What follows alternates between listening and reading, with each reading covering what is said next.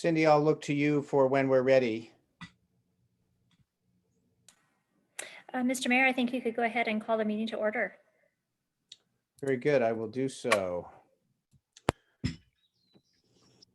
Okay, this is Mayor Jeff Ellsworth here in the city of St. Helena calling to order the special city council meeting Thursday, October 22nd, 2020. I have a paragraph to read here regarding remote meetings. This is in accordance with Executive Order N-29-20 and guidance from the California Department of Public Health on gatherings. Remote public participation is allowed. We will address the order in the following ways. Members of the public may not physically attend meetings.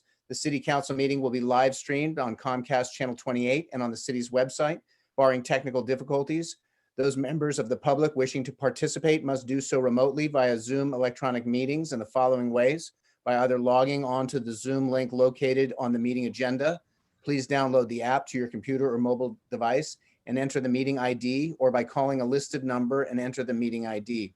Public comment for city council meetings will be accepted via email to publiccomment@cityofsthelena.org. All public comments must be emailed by 4 p.m. prior to the meeting. Emailed public comments will not be read out loud, but will be publicly available and attached to the online city council agenda. Please see the end of the agenda for detailed public participation instructions. I know that Cindy had an announcement about live streaming, and Priya may have another announcement about comments. This evening's meeting is being broadcast via Zoom on Channel 28, and I'm still having some technical difficulties. And so the video will be uploaded to our website in the next week. So it will not be live streamed on our website tonight. Thank you. Thank you. And Priya? Yes, good evening, everyone. I would just like to make a few announcements about public participation. I'm going to share my screen. I've had this up earlier. This meeting is being broadcast with Spanish interpretation, and these are instructions in English and Spanish on how to access that. And I have had this up. This is also available on our website as well. And for public comment, I will just remind everyone, for folks who are participating in public comment, there are a few ways to do that. The first way is you can call in using your phone, and the phone number is 669-900-6833. You'll be prompted to enter 883-5702-3210. You'll press pound, and then during public comment, you will press *9 to speak. So I just wanted to make sure I shared that information. And then if you are using the Zoom app, what you will need to do is use the raise hand feature, which is in the bottom portion of the screen if you're using a computer, and the top portion if you're using an iPad. And just as a friendly reminder to everyone who's speaking, with the Spanish interpretation, let's make sure we're speaking really clear. I know sometimes I forget that. And also a little slower. We do have two wonderful interpreters here, and they are on the Spanish interpretation line. Thank you, Mayor Ellsworth. Thank you. And now we'll move to our roll call. Mayor Ellsworth? Here. Vice Mayor Doring? Here. Councilmember Chateau? Here. Koberstein? Here. Knutson? Present. Thank you. And we'll do our Pledge of Allegiance. If folks would mute their microphones and follow with me, please place your hand on your heart. I pledge allegiance to the flag of the United States of America and to the republic for which it stands, one nation, under God, indivisible, with liberty and justice for all. Thank you. So now we'll move, I'll make a comment about public comment because this is a special meeting, under public comment, under California law, public comments at special meetings are limited to subjects on the agenda only. Therefore, public comment will take place during consideration of the item. Each person's comments shall be limited to 4 minutes. Before we get into the agenda item, I just want to take a moment to recognize that we are, still in our emergency recovery phases from the lightning fire complex, the glass fire, And we've moved into the orange phase, the moderate phase of the COVID recovery. So let's all keep in mind that COVID protocol as we move forward. There's a local assistance center that's set up at the First Presbyterian Church in St. Helena. That's on Spring Street at 1428 Spring Street for folks who need assistance, resources, services so the Presbyterian Church, 1428 Spring Street, that's open 9 a.m. to 6 p.m. The website readynapacounty.org is a resource center, certainly the City of St. Helena website as well. And also if folks are inclined to make donations to these emergency services, the Napa Valley Community Foundation at napavalleycf.org. This is going to be a long recovery. There are going to be issues with housing. There are going to be issues with folks needing resources and services. So let's all keep working together and be patient and persistent together as we move through these recovery phases. So with that, then I will then move into our items this evening in new business. This is item 4.1. This is affirming as a public health threat, discrimination and systemic racism, and reaffirming the city's commitment to advancing justice, equity, diversity, and inclusion. And I want to welcome everybody to this important special meeting of the City Council, where we're very grateful for everybody's participation. The council meeting includes concurrent Spanish interpretation, and there's an option at the bottom of the Zoom platform for anyone watching to choose the Spanish interpretation. We are here today to begin an important community conversation because we acknowledge that inequities exist in our community. Inequities that can affect our Latinx members of our community, our people of color, Indigenous people, and our LGBTQ plus community. We are also here to talk about how we can promote change and level the playing field to advance justice, equity, diversity, and inclusion in our community. This begins with acknowledging the challenges that have existed and have had an impact on our community. There are members of our community who have endured painful experiences in their lives. This begins with listening to these voices in our community.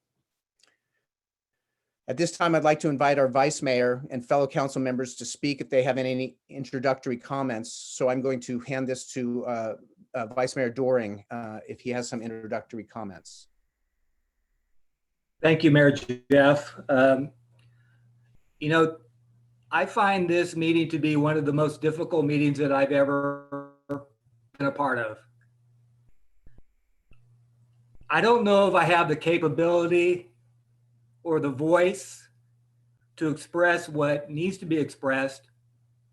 None of us, including me, is an expert on race, gender,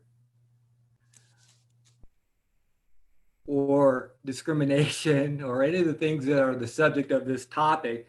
It's such a profound topic, and frankly, I find it almost traumatizing and triggering to me. It's such a difficult topic. It requires a certain vulnerability that not all of us are ready to expose. And I'm one of them. I'm a resistor, but I'm finding that it's absolutely necessary for our community to go through this process. You know, I'd be remiss if I didn't mention that we have all these layers upon layers of grief right now in our community and in the country. We are in the middle of a pandemic. We've had these fires. And so we're all experiencing grief. And it triggers grief from when I was 5 years old and beyond. And all the things that I've experienced in my life and the things that I have seen in my life. But even though I have that great well of grief, I have an even stronger reservoir of empathy. And I think that's where we really need to go when we go through sessions like this. Draw on our empathy and move forward as a community. Recognize our limitations in ourselves and in our community, and then be willing to take action based on that, based on what we learn about our own self-reflection and what we hear in the community. in thinking about this issue, I was reminded, sadly, about George Floyd and when that whole thing broke out. And folks were looking to the vice mayor and mayor for comments for the local newspaper. And that was hard. That was another moment of vulnerability for me. And I just went back and decided, well, what did I say back then? And to see if it still resonates today with me. And here's what I said. It should be evident to all that wounds of hate and injustice have been further deepened with the torture and killing of George Floyd. Communities throughout our country, especially those who are the most oppressed, vulnerable, and marginalized, again, are desperately crying out in pain, crying out for their very lives. We must finally begin to move away from a culture and society built around power, violence, and dominance. If we are to elevate our humanity and advance as a nation, we must create a new foundation, one based on love, empathy, and collaboration. So what we're experiencing now is the gift of love, empathy, and collaboration. We have this gift. Imagine how many city councils throughout the United States would never even put this on their agenda, not even talk about it. So this is a gift to our community, and I frankly think it's a gift to ourselves. And so I hope that we draw on that reservoir internally of love, empathy, and collaboration. And to me, we start by listening, hearing our community, hearing the concerns that we have. And then as a body, as an institution, we take action where we can. We find where we can look at the things that we need to improve and move forward together. So I'm really hopeful. This is a really tough topic, tough for us because we may not have the words, and tough for members of our community because they may not have the words. But let's open that up and let's just see what happens.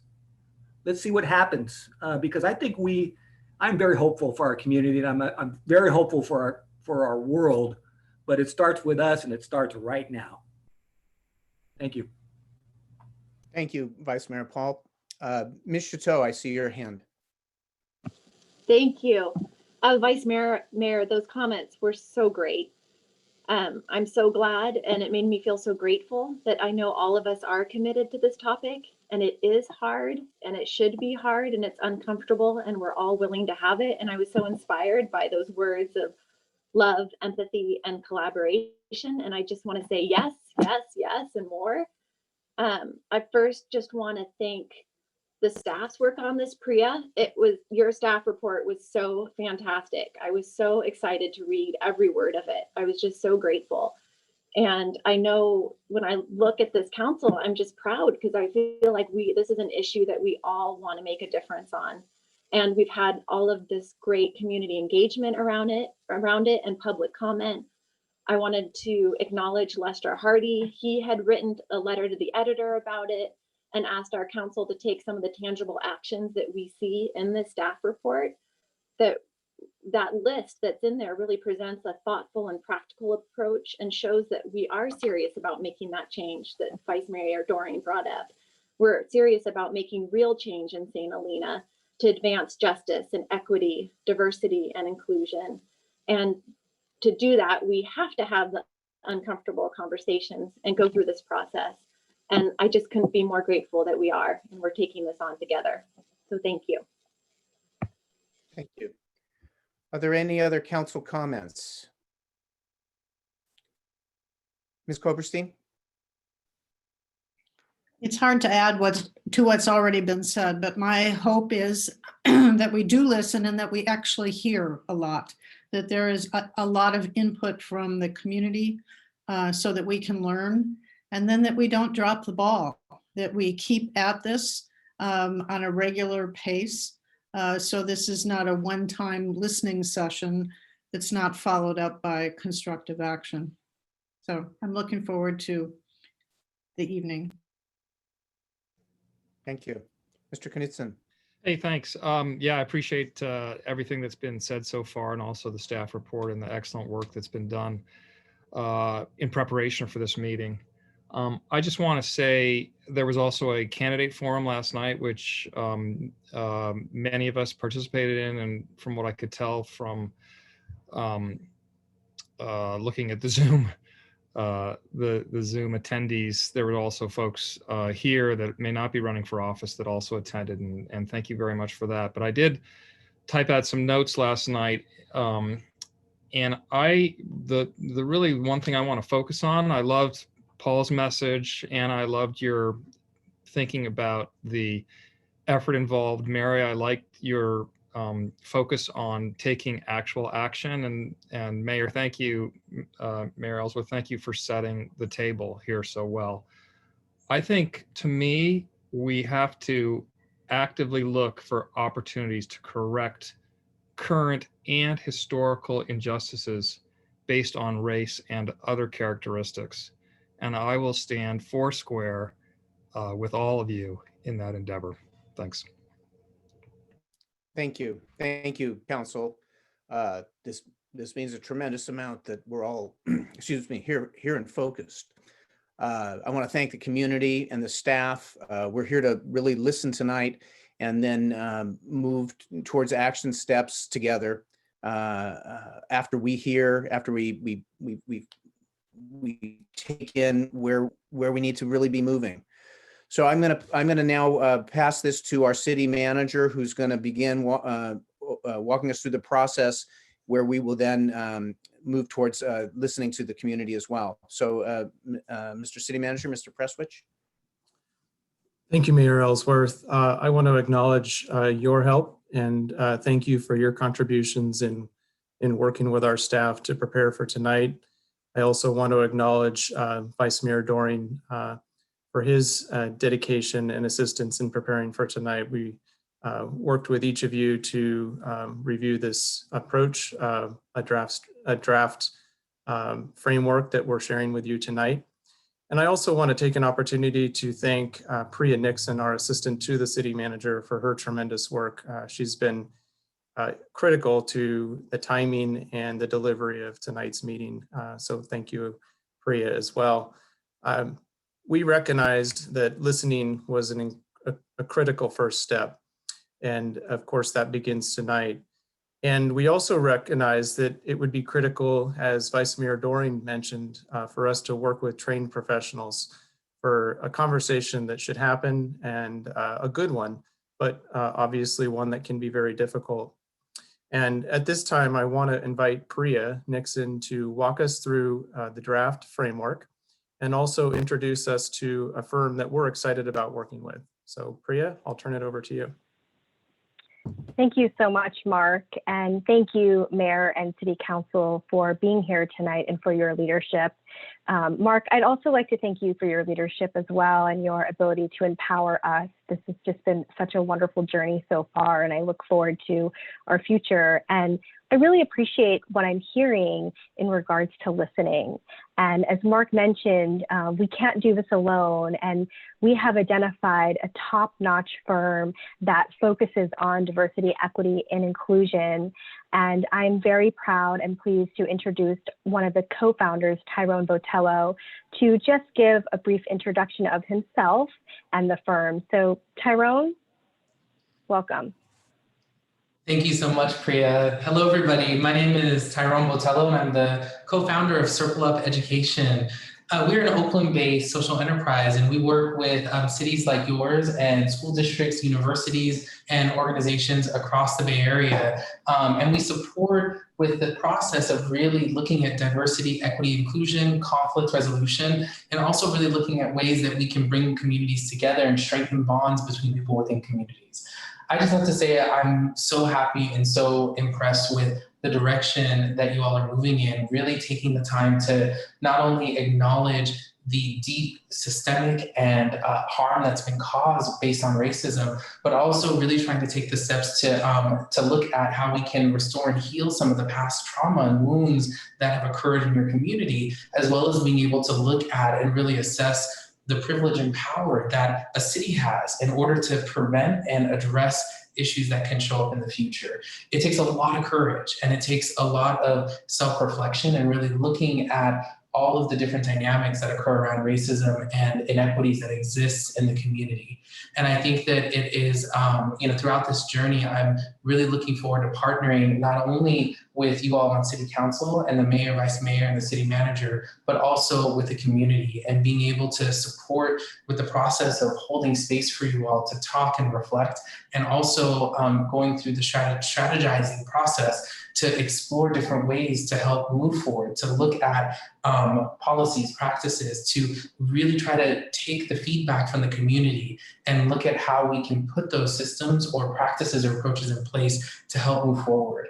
The one thing I would say is that this, as you all have mentioned in your sharing, that this is not an easy process, that there's a lot of harm, a lot of pain, a lot of emotions that we can only begin to understand, and that all of those things come out in this process of healing, in this process of looking at, it's almost like a removing of the veil and looking at what's underneath, that maybe for some of you, the reality of inequities and discrimination might be something that you're so familiar with, that is something you experience on a daily basis. And for others, maybe you've never seen this before, or you're not as conscious.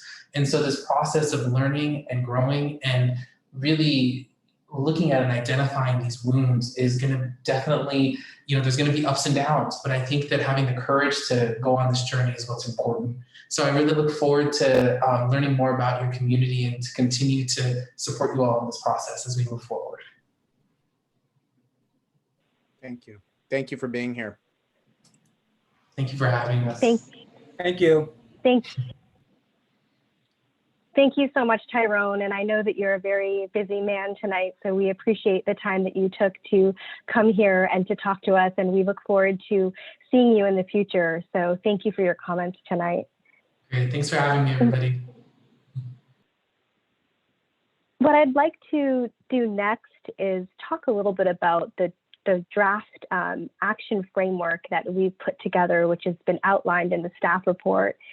But I think before we talk about that, I'd just like to kind of reflect for a second and just say thank you, council members, for sharing your perspectives, because I think I'm seeing a lot of synergy between what you're saying and then some of the proposed draft action items that we've presented for you. So I'd really like to just say thank you for that. And I also think, just echoing what I've heard, and I've put this in the staff report, that standing up for change it can be really hard, and it can take time and patience, and it can be hard to speak up when your voice maybe hasn't been heard in the past, or maybe you're the only person in the group who looks like you. And so we really need to find effective ways to enable all of the community members to stand up for what they believe in and to create lasting change. So I think it can be really helpful to think about, how do we want to prioritize what we want our agency to do? And I know we'll have a long list of things that you'll want to see happen. But let's really think that advancing change successfully means really having the knowledge of all the internal and the external drivers that impact this. And we need to think strategically about, how do we manage this and really understand the different pressures that we have so that we can help each other achieve these goals. And so I think the next thing to consider is, how do we make this happen? So how do we put this into action? And we need to think about marshaling our network, the stakeholders that are part of our community, who want to ignite really lasting solutions. And I think a challenge for us to consider is, how do we sustain our energy and focus on these issues and getting them and moving them forward? And how do we keep ourselves enthusiastic in walking the walk? So one thing that I like to think about is sustainability of this. And I like to use the analogy of a tsunami and a wave. And we can create small waves that create lasting action, as opposed to a tsunami that can be very overwhelming. So I'd like to have us think about that as we think about the draft actions that we've had that are listed in the staff report. And so what I'm going to do is go through those items, and you'll notice that we have a list of immediate actions and longer term. And the reason why we did that just has to do with more of a sequence. So it doesn't mean one is more important than the other. And I think it really will help us think about, how can we hear people's experiences so that we can do better. So these are draft action items that we're looking for your feedback and confirmation on. And I think we've already mentioned one of them, which is let's be here to listen. So we have put together a few options for your consideration.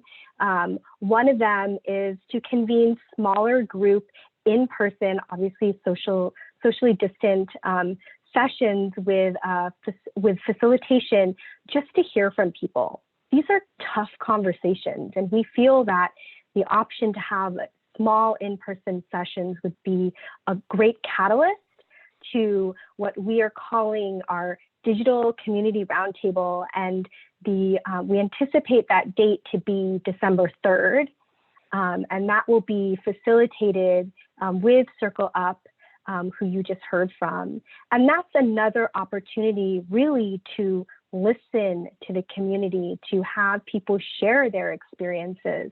We feel that that is something, and I've heard from all of you that is really important.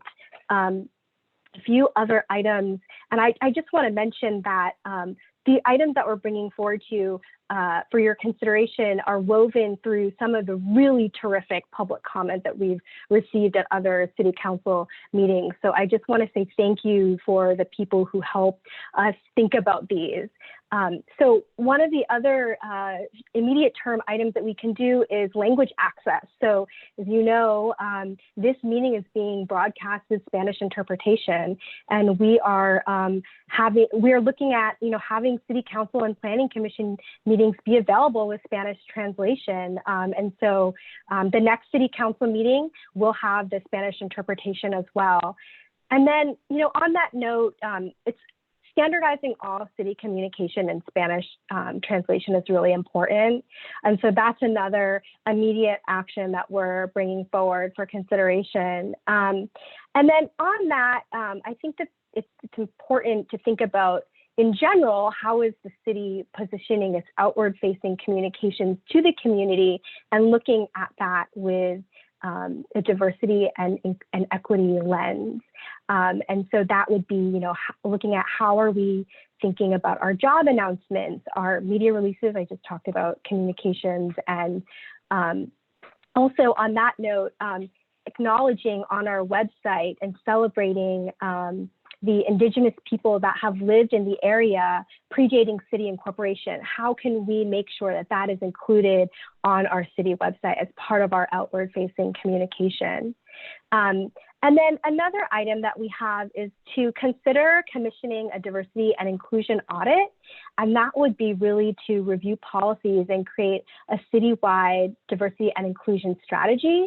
And so a component of that strategy would be to designate a city employee as the inclusion manager, who would work in coordination and in collaboration with the city manager on the diversity and inclusion strategy. And I will just say that this is a best practice that we've learned, that other cities are utilizing the inclusion manager role, and that it's been a really big catalyst for moving forward.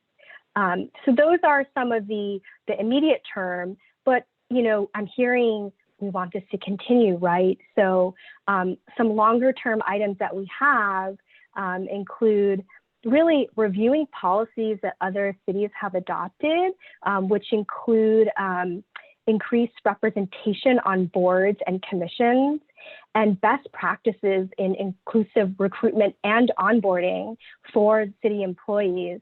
And then revisiting the use of force policies related to our police department on an annual basis. And then also, access and affordable housing opportunities, looking at those policies as well. So that's part of what we're presenting for longer term. And then another item that we have is consider creating a social justice committee, a community committee that reflects the demographics of the city. And that could include a youth member. And this committee would look at recommendations to the city council regarding diversity, equity, and inclusion. And there's one last item that is actually in the immediate term, and I just want to say this now. And so this would be the city council considering adoption of a resolution that would declare racism and discrimination as a public health threat. And that is on your council agenda as the next item for tonight's meeting. And so that's what we have prepared for your consideration and feedback, and I would welcome any questions that you might have. So thank you.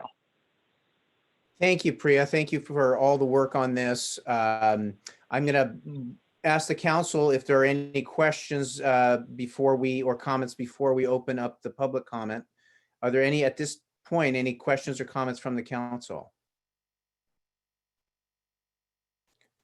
I'm seeing none, and I think what that says is that we're really here to listen. We want to hear where folks in the community are on this. I'm seeing Ms. Chateau.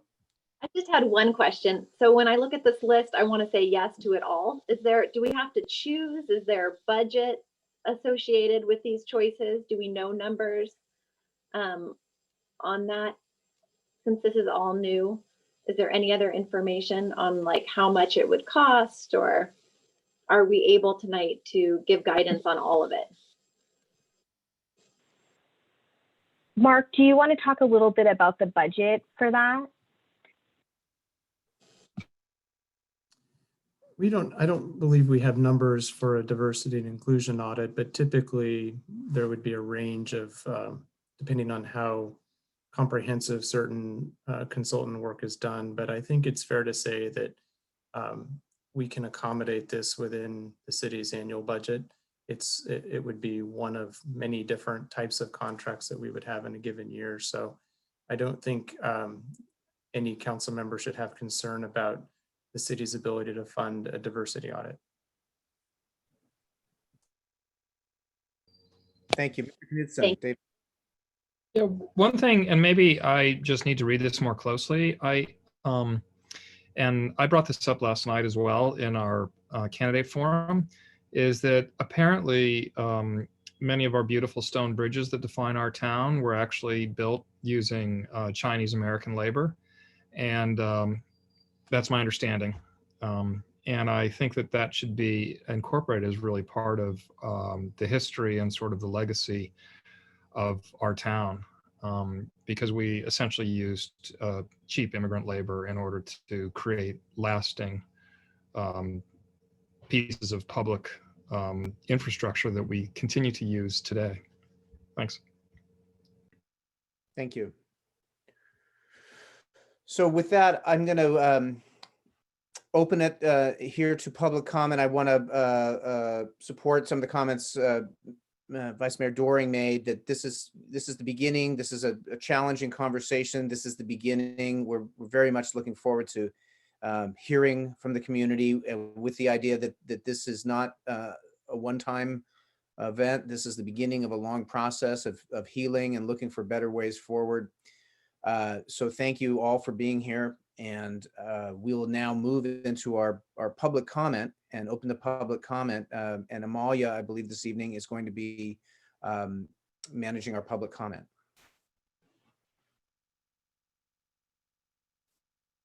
Are we seeing? We do have some public comment at this time. I'll go ahead, and I just want to remind the public they can press *9 or the raise hand feature at the bottom of the screen to provide public comment. And I'll just remind folks that we have a 4-minute public comment, but additional comments can be submitted. And as we said, this will be an ongoing process. Okay, I'll go ahead and let Ms. Lincoln speak.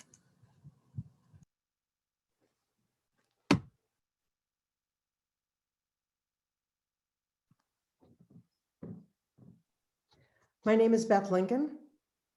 Say their names: George Floyd, Breonna Taylor, Jacob Blake, and Juan Adrian Garcia, recently shot and killed by a Napa County sheriff. Could it happen here in the quaint, bucolic town of St. Helena? Well, ask James Joseph Delmore Robinson, a Black man who was pulled over by St. Helena police more than 20 times. Ask my neighbor, who is Black, who when he moved here was pulled over every time. He called it DWB, driving while Black.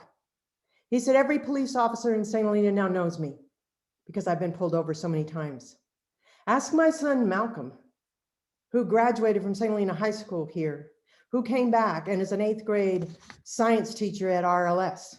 Ask him what happened one night in August as he was preparing his classroom for his students to come the next day. It was 10 o'clock. It was a hot summer night. He walked out the door and there was a St. Helena police officer with a taser pointed at him. Malcolm raised his hands and said, I'm a teacher. And then when I talked to him about it and said, you should report this, he said, oh, I should have told them I was here. Or my son, Rudy, during the last evacuation for the fires, who was leaving a house in Napa at 8 o'clock in the morning after having been evacuated twice, pulled over, but not pulled over, the county sheriff pulled up and said, what are you doing here? A neighbor called, why are you here? Well, he's Black, his wife is Latina. Why are you here? And that wouldn't have been so much, except within 5 minutes, he had 2 backup units right there. So is it due to racism or implicit bias or systemic racism that's so embedded in our police department and others that we don't even recognize it? Think about implicit bias. Implicit bias is automatically activated without any conscious effort. It's held by people, get this, who truly believe they're not judgmental and they're not racist. But it guides your expectations and your perceptions, and it shapes every interaction you have. So what does the data show in St. Helena? We don't know. The California Racial and Identity Profiling Act of 2015 requires all law enforcement agencies to collect demographics data on every pedestrian and traffic stops. In my email to Chief Hartley, I asked, what are the stats for the last couple of years? His response was, oh, we don't have to start that until April 1st, 2023. Why? Oh, because we're testing the system. So why are we waiting 8 years? Aren't we curious what our stats show? Because it's beyond the St. Helena population. Think of the tourist population that was done in the Napa Valley visitor profile. 50% of tourists are white, 26% are Asian, 10% are Hispanic, 5% are Black, and 5% are LGBTQ. So what do we have to do? We need to mandate and identify systemic racism in the St. Helena Police Department's policies, departmental practices, and procedures. We need to require implicit bias training and cultural awareness and sensitivity education for all employees on an annual basis. And we need to ensure that our budget reflects the values of the St. Helena Police Department. In their mission statement, they state, to carry out its responsibilities in a prudent and fair manner, respecting individual dignity, regardless of age, sex, social status, ethnic group, or creed. The time is now. Thank you. Thank you for your comments. Are there additional comments, Amalia? At this time, I do not see any additional comments. Oh, I'm sorry. We just had some come in, actually. Let me go ahead here. Ms. Durbin, go ahead. Hi, everybody. Nancy Durbin here. We need workforce housing in St. Helena. According to Our Town St. Helena, roughly 75% of local workers are commuting from other areas. That's over 4,000 people, including laborers, landscape and hospitality workers, excuse me, vineyard workers, retail clerks, office and winery workers, housekeepers, bank clerks, and more, many of whom can't afford to live here and who are otherwise engaged in and spending their money in their own communities, not ours. We also need to make access to community amenities more equitable. Over 90% of St. Helena's multifamily, high density and affordable housing is located on the east side of town. Yet the east side has less than 6 park acres and only 1 community activity provision compared to the west side's 14 plus park acres and 6 activity provisions. The 14 plus acres of park on the west side of town offer a baseball field, a lighted bocce ball courts, playground equipment, a skate park, lighted tennis courts, and lighted volleyball courts. The less than 6 acres of park on the east side offer playground equipment and a grassy area suitable for soccer. That's it. Having most of the multifamily, high density and affordable housing located on the east side of St. Helena, combined with the absence of sufficient developed amenities to enhance the quality of life for those who live there, creates a type of segregation.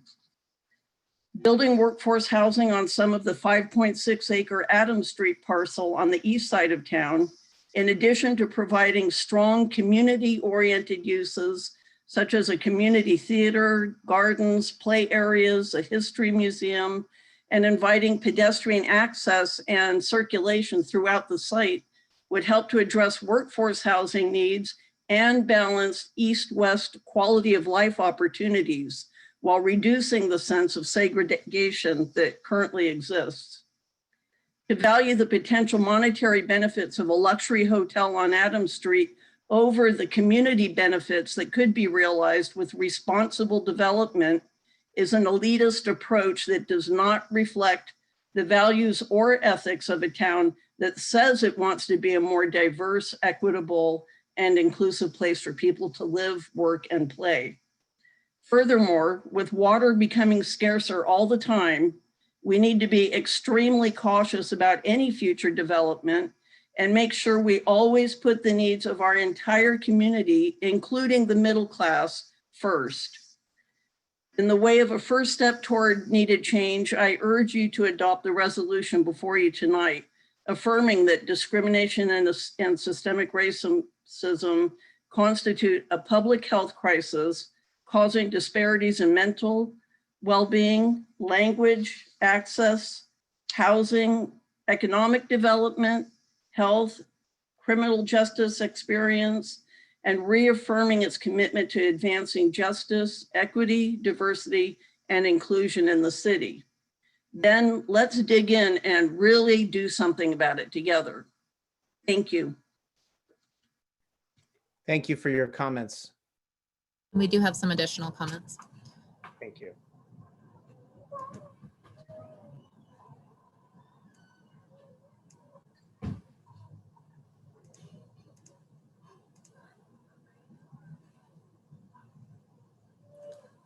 Rosora? Yes, thank you. Good evening. I am so glad that you guys are doing this finally, and congratulations on taking this head on. Understandably, it's not going to be easy, but it's something that definitely needs to be done. Ditto to everything that Dr. Darving, I'm sorry, to what Nancy just said. If we want to be inclusive, then we should seriously take a look at all of the issues that she just raised with race equity. And to our council member Knudsen's comments about acknowledging the Chinese workers that build those beautiful, gorgeous bridges, we should also think about the people who work the surrounding areas of St. Helena. Why do we have so many tourists? Because of the beautiful vineyards. Why do we have so many successful wineries? Because of the vineyards and the wine. So yes, we should include the farm workers. And so that's my comments. Thank you. Thank you for the comments. We do have some additional comment. I'll go ahead.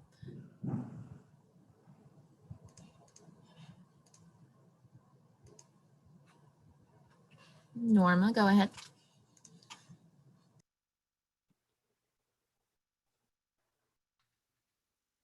Hello, my name is Norma Ferriz, and I live in 1095 Crinella. And first, I want to thank you for this initiative, and I want to thank that you're thinking also like short-term, longer-term strategies, and also just, well, this is an effort just like the ones that they've been before. If you remember, we also had the multicultural committee, so it went with inflow, sometimes work, sometimes less. And sometimes it was too focused on only the Latinos. But if we can use that experience also as a learning point, that will be very important. And the other thing that I wanted to say is that I'm glad that you're engaging a professional firm, because it's not, attaining civic participation and more active engagement in the city matters. It requires obviously time that some people might not have because they have 2 jobs, etc. But it's also a cultural issue. Many of us in our countries do not necessarily learn to be engaged when we were young. So it needs to be addressed also like with different strategies. What Priya talked a little bit about it, these small groups.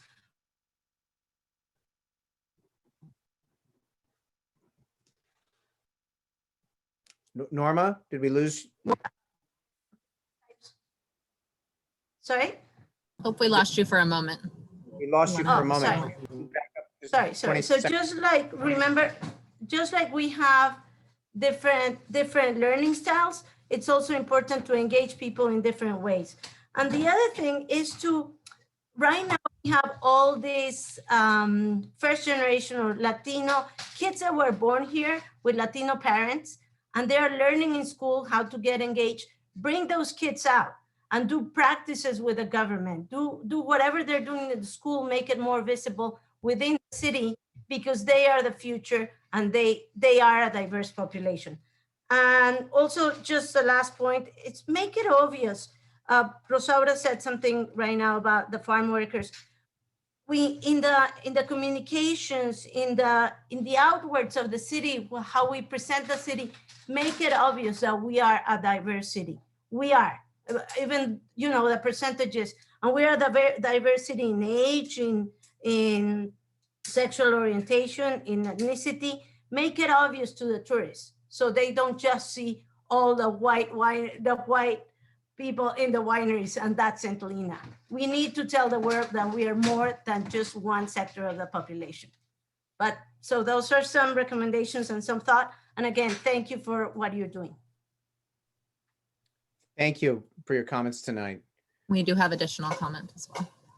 Is that okay? Mr. Hardy, go ahead. Thank you, Lester Hardy. I want to thank you all for initiating this process. It's now just a little more than 28 years since the Latino community was rebuffed by a city council when they asked for a special meeting for the purpose of articulating their grievances, for talking about their injustices. I think it's very important that the process is beginning now. I really appreciate the comments from Beth Lincoln that serve to remind all of us that these injustices continue. They're not simply a matter of what's past. And so on the one hand, I think I could say with good reason that this meeting is long past due. I prefer to think of it really much more affirmatively. We've reached a moment in this very ironic way. I mean, 2020 is a year we often say and hear others say we'd like to get over with, but 2020 is also a year that has presented us with opportunities, and this call for social justice is one of those opportunities. I support all of the action items presented tonight in the staff report, and I look forward to participating as the council moves forward to take all these difficult issues on. Thank you. Thank you. Thank you for your comments. At this time, I do not see any additional public comment. Okay. So we're seeing no additional public comment now. So I will bring it back to the council as we look at this item and in a sense, maybe how to prioritize. It's a challenging, it's complex as we look at the different aspects. You know, we recognize there's cultural aspects, there's economic aspects, there's religious aspects. There's many different ways and perspectives. And so listening, and I concur that this is an opportunity that we want to seize. And I appreciate the public comments, recognizing that it's the conversation, this is the time, if it's, and certainly past time for it, but we're here now. So I'm gonna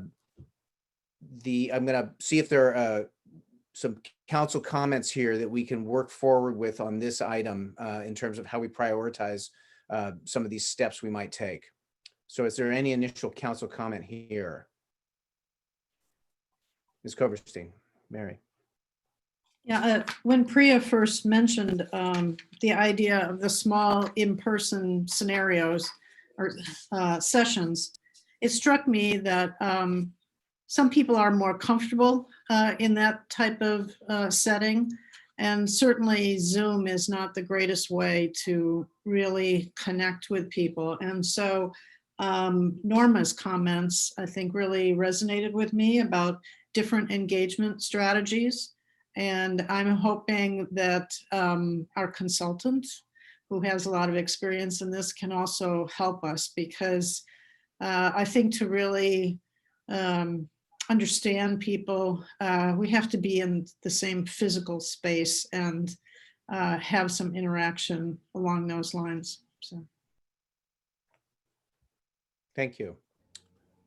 Mr. Knudsen? To add on to Ms. Koberstein's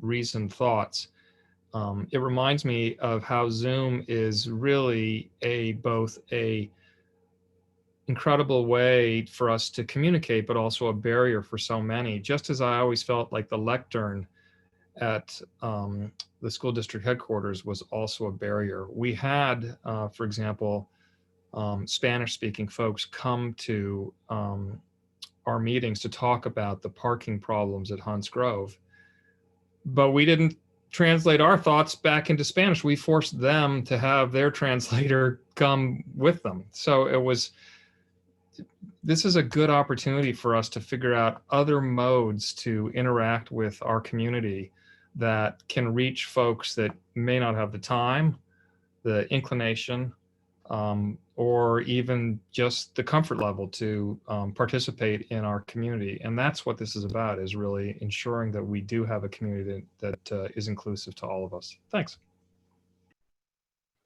Thank you. Additional council comment? Ms. Chateau? I support doing all of the action items that are on the list.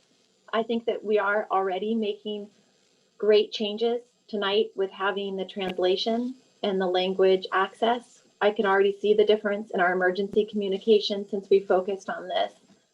So I want to keep going with that as well.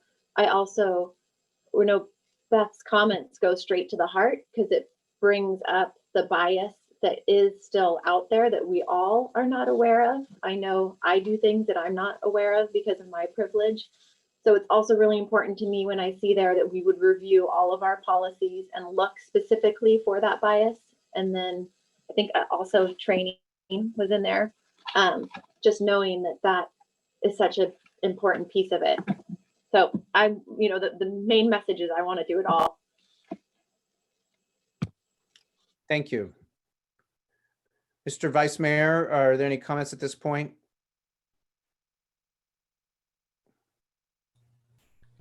Took me a while to unclick. I echo the comments made by fellow council members. I'm willing and amenable to moving through this whole program to the extent we can do it. I'm deeply troubled by the comments about how our law enforcement deals with the public. And so I think that's a place to start. I think we need to, I initiated a policy review way back in February, and we did get some interaction there. And frankly, we got a lot of movement from law enforcement in terms of updating our policies. In fairness to law enforcement, I would like to hear from law enforcement on these issues. I've heard rumors about this circulated in the community for as long as I've lived here. I have not heard a direct experience from somebody, but it is troubling, and I don't know where the truth lies. I take folks for their word that we need a lot of work there. With respect to the training, I know we have some training in that area, but obviously we need to do more. And I would like to be a part of that training. We as council members should be trained on implicit bias and diversity and inclusion and what that looks like. So yeah, I mean, I'm not trying to castigate or reach conclusions that are unfounded. I just don't know enough about that. But it's deeply troubling for me in that area, how our law enforcement deals with the public. And that seems to be something that should be taken up fairly soon. Maybe I'm wrong. Maybe I don't have that support by the council, but to me, that's what's jumping out at me right now. Thanks. Thank you. Well, I think, where we are is we want to move into all these questions, and I think that's a primary part of this. I want to recognize that our law enforcement here has protected our community and our emergency services, and have been a great part of what we do here. And I want to recognize that. I also want to recognize improvements can always be made, and communication and learning and listening are the beginnings of those steps. So this is, it's a very difficult conversation, and we've got to, but we have to have it, and we have to move in that way. And if we can do so with respect and with a sense of optimism that we will find a way forward, I think we can do that. I support all of these actions. One of the things I've learned about our really incredible staff is to give them the opportunity to perhaps figure out how best they think they can prioritize and sort of weave these items together in terms of how we roll things out. I do like the idea, many of these ideas, the idea that when we talk about marketing our city, about what other people think of us and how they see us, that they see us as a full spectrum community in terms of how we welcome all people of all races, of all sexual orientation, of all gender orientation, that we are a welcoming, open community. And so the steps we have to take to work there together, it is a challenge, but it won't be one thing. It will be all these things working together. My feeling is to, in a sense, allow staff to show us how they might weave these items together and present a way to roll them out.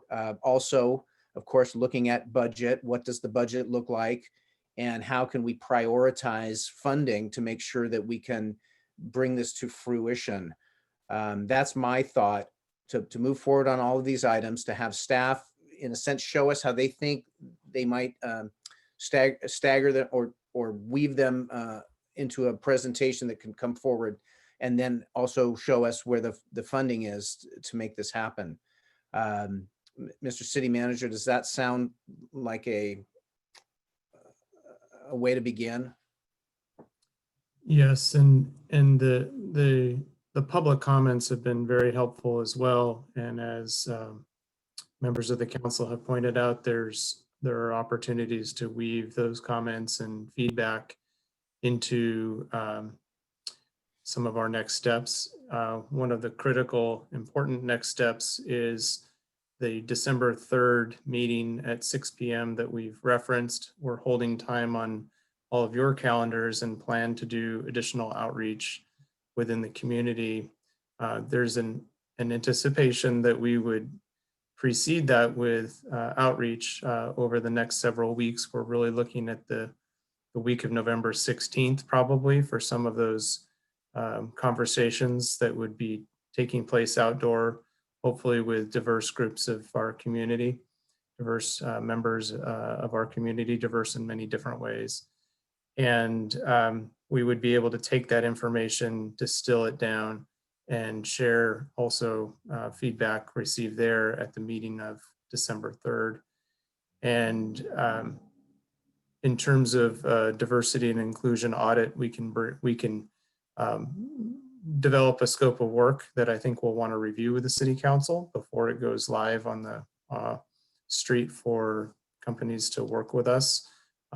We've talked to other cities about their experiences and have a sense of how that will work, as well as the work product that's generated, which, as Priya Nixon indicated, becomes a strategy for the city. So we think through the various ideas here that strategies will emerge. And as Priya also pointed out, we're looking at sustainable ways so that there's a mechanism in place to sustain the idea generation and the follow through at the city level. So thanks for your feedback, members of the council, and I really appreciate the public comment as well.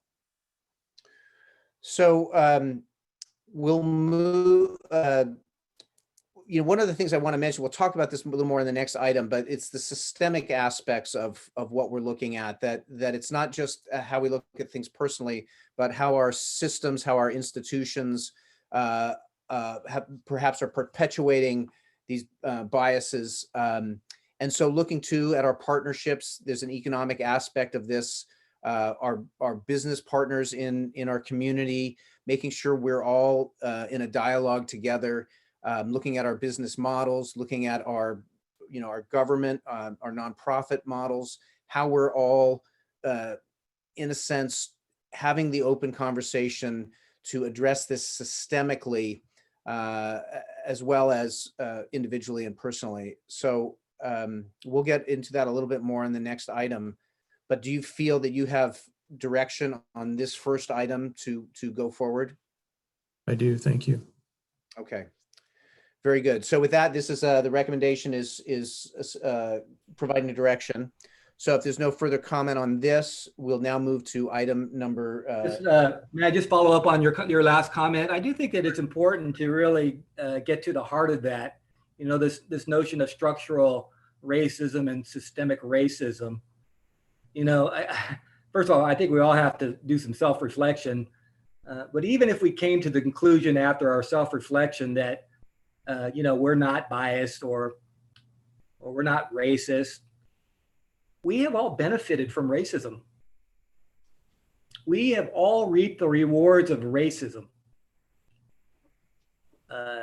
And so that's just a thought I'd leave folks with, that you can say, well, that I'm not a racist, so that's not my problem. And there may be some folks in the community to think that way. I hope not. I would like folks to get to a higher level there and kind of go, wow, just the inequities and the discrimination and the adverse impacts in so many areas of our life, education, medicine, employment. We've all reaped the benefits. Many of us have. I'm speaking for myself, I guess, as a result of racism. And I think I would just leave that. Maybe folks don't agree with that, but I believe that in my heart. And so that motivates me to go, hey, we have to find a way to work on this together, on the structural and systemic aspects of it. Even if we are good people, which I know every single one of you are, and I don't see any racism on this council, thank God. But I think folks in the community need to take a moment and reflect on that notion. I think that is a very important statement, Paul, that I think gives clarity to how we're looking at this systemically. I really think that was an important statement to make, and it's appreciated. as we move into the next item, I'm gonna read the item, and then we'll open up to some more council comment and then to the public comment as well. So this is item 4.2, and this is consideration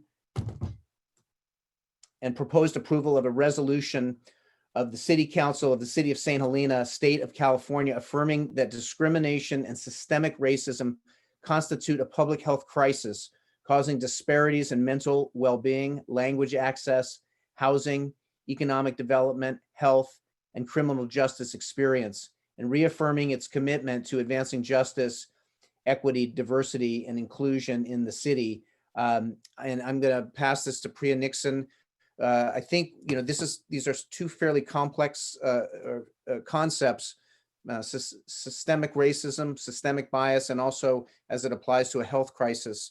So it's very helpful, the work you've done in preparing this. So I'll pass this now to Priya Nixon, our assistant to the city manager. Thank you, Mayor Ellsworth, and thank you for reading the title of the resolution. And for the discussion that we just had on the previous item, I think we covered a lot of what this current item is about in the discussion that we just had. So I don't have a much longer presentation other than that this is part of this proposed resolution is part of the immediate action up for council consideration. So thank you. My thought, I feel we should read this. I should have checked in with the council first. Do we want to split this up? Would the council be amenable to each person reading, I would say, 2 of the whereas clauses, so that the public can hear what we're putting forth? Is there an openness to that from the council?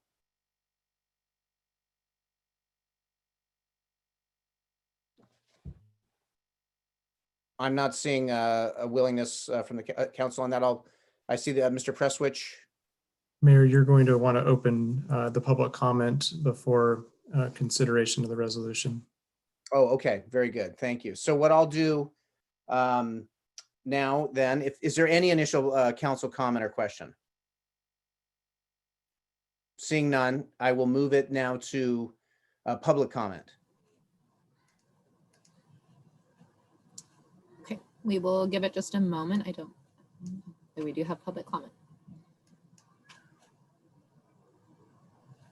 Ms. Durbin, you can go ahead. Hi, Nancy, again. I just want to say that you guys are embarking on what historically is going to be a great and defining time for St. Helena and this community. And the profound statements made by many of you, Mr. Doring in particular, but all of you, your heart is showing tonight, and it's really beautiful. And I thank you for what you're doing. That's it.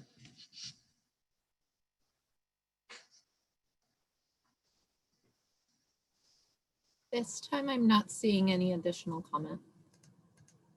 Okay, I'm seeing, okay, I will, if there's no additional public comment, I'll bring it back to the council, and I see Ms. Chateau.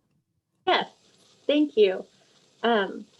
I just wanted to follow up on Vice Mayor Doring's comment, because I absolutely know that I've benefited from my white privilege. And I also, over the last year, at least, as I've become more aware, have committed to being an anti-racist, who's a person who opposes racism and promotes racial tolerance.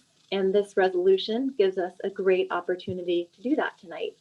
So I am absolutely in favor of it. Additional council comment?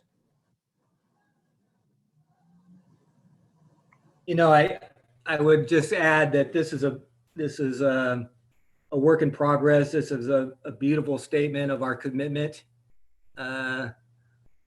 I particularly have,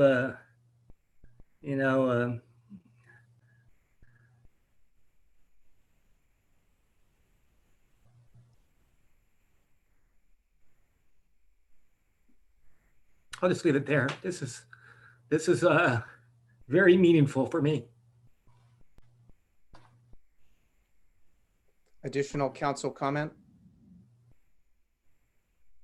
Mr. Knudsen? I just want to thank Paul personally for being vulnerable. Thank you. I'm going to set about reading this. I would like to share it with the other members of the council if anybody would like to take part of this. I will read it with you.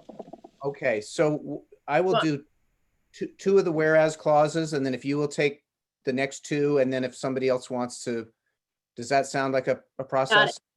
Yeah, I got it. So this is, I read the title already. So this is whereas discrimination and systemic institutional racism manifest in distinct ways across many social intersections, including race, gender, gender identity, gender expression, sexual orientation, class, disability, immigration status, and age.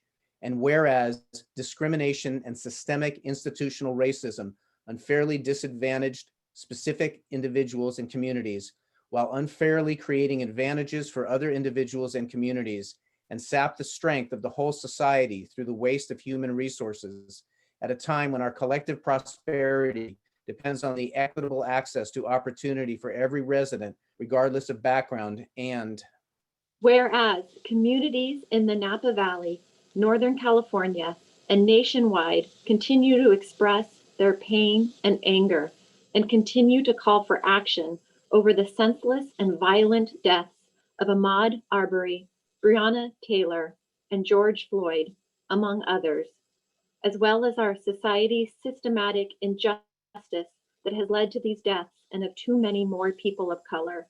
And whereas the City Council recognizes that systematic institutional racism resulting from the inherent biases and prejudices within social and political organizations, groups, or institutions continue to create barriers to success for people of color. And whereas, keep going. please keep going. Unless we have somebody, Paul, would you?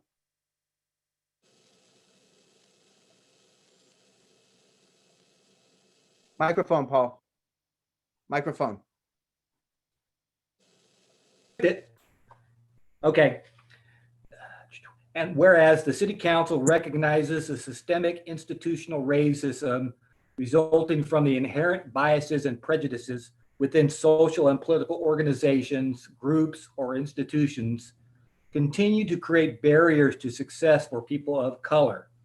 And whereas the adverse impacts of discrimination and systemic institutional racism are well documented in these impacts accelerate aging and disproportionately burden Black and other minority populations with diseases such as heart disease and cancer. And whereas the St. Helena community is not immune to these adverse impacts, given that members of marginalized communities here are also more likely to experience economic insecurity, confront language barriers in accessing healthcare, and drop out of school at higher rates, among other issues. And whereas Black and other marginalized communities, including Indigenous people, women, Latinx, LGBTQ+, immigrants, and people with disabilities are also more likely to be subjected to unjust treatment in the criminal justice system, especially where training is inadequate and supervisors are not committed to equal treatment of all persons. And whereas additional pathways must be created so that all of our citizens are comfortable and secure in accessing government services and assistance and making reports of misconduct and or criminal activity. David or Mary, would you like to read a few? And whereas the magnitude of these issues, which affect a large number of people, threaten health over the long term, and require the adoption of large-scale solutions, constitutes a public health crisis. And whereas the city manager has directed the creation of a multi-year, multi-phase city employee training program to address and increase diversity, equity, and inclusion. And whereas the city manager will endeavor to create and strengthen partnerships with other governmental entities, nonprofit agencies, and community groups, and to seek and obtain regular feedback from employees and community members to identify areas of discrimination or systemic racism that may exist within the city government. And Mr. Knudsen, would you?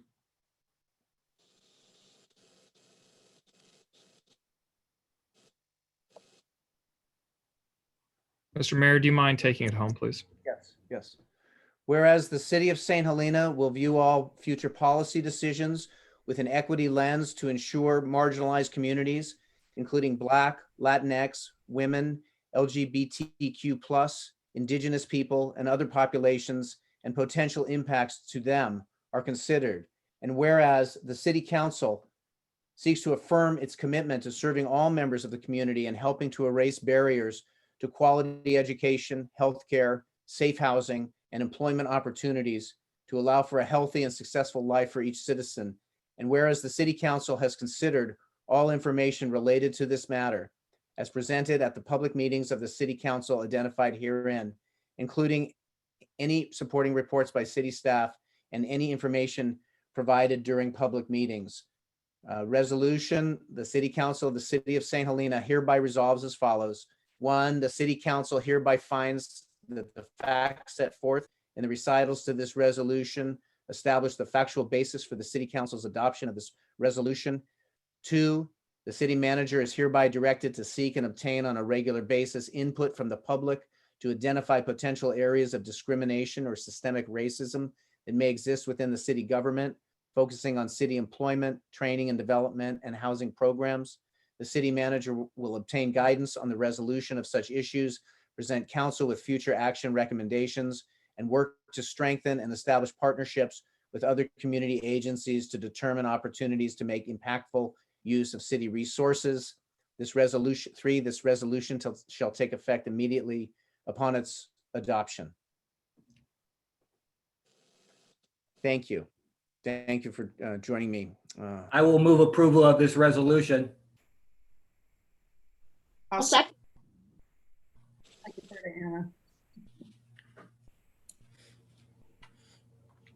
And is there a roll call? Vice Mayor Doring, Yes. Councilmember Chateau, Yes. Koberstein, yes, Knudsen, Yes. Mayor Ellsworth. Yes. Thank you. Thank you all. Thank you for putting this meeting together. Thank you for the commitment to moving forward together in working towards healing and a better way forward. Are there any other comments from council at this point? Any thoughts from the city manager at this point?